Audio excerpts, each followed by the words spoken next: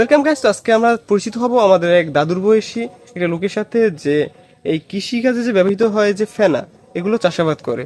তো আর কথা না বাড়িয়ে লেটস গো ভিডিও। এগুলোতে করে কি? এগুলো তো ওই ওই লাউ ছড়া এই আর কি দে। আর এগুলো মানে যে একটা নৌকা ফুল বেচেন কয় টাকা করে? 1600 1500 এই রকমের। এক এক সময় এক এক দাম। হ্যাঁ, আপনি এগুলো শুধু বেচেন না আপনিও কাজে খাটান? মুই কাজে খাড়াই না, বেশি। এইগুলো আপনাদের? এইগুলো হ্যাঁ হ্যাঁ। ওষুধ পানি দিতে হয় না? এগুলো ওষুধ পানি দিতে হয় না? ওষুধ তো দিতেই হয়। কতদিন পর পর দেন? 8 দিন পর পর দিতে হয়, 1 সপ্তাহ। এক সপ্তাহ 8 দিন পর পর ওষুধ দিতে হয়। হ্যাঁ, ঔষধ হ্যাঁ পর অনেক ইয়ে আছে এই সপ্তাহ। মূলত এগুলোর নাম কি? এগুলোর ফেনা ফেনা আমাদের অঞ্চলে খালি ফেনা বলে না, সব অঞ্চলে একই কথা? একই কথা। ও আর সব জায়গায় ওইটা ফেনা বলে। হ্যাঁ, আর ওই জায়গা ওরা তো টবরা।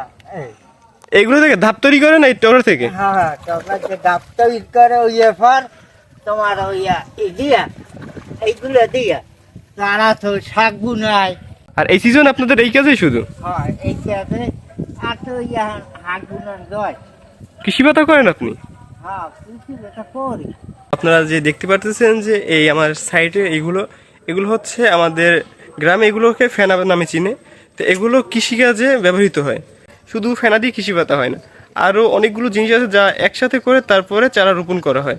তার ভিতরে মোস্ট ইম্পর্টেন্ট যে জিনিসটা সেটাই হচ্ছে এই আমাদের এই ফেনা। আর এই ফেনার প্রতি নৌকার দাম 15 থেকে 16 টাকা সামথিং এরকম।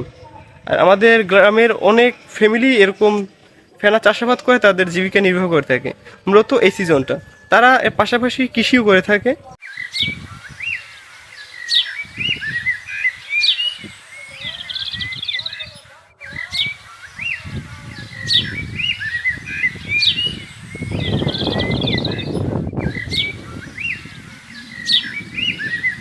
তো হে গাইস, আজকে ভিডিও পর্যন্তই। দেখা হবে অন্য কোনো নতুন ভিডিওতে। সে পর্যন্ত ভালো থাকুন। আল্লাহ হাফেজ। আমার চ্যানেল যদি নতুন হয়ে থাকেন অবশ্যই সাবস্ক্রাইব করে রাখবেন।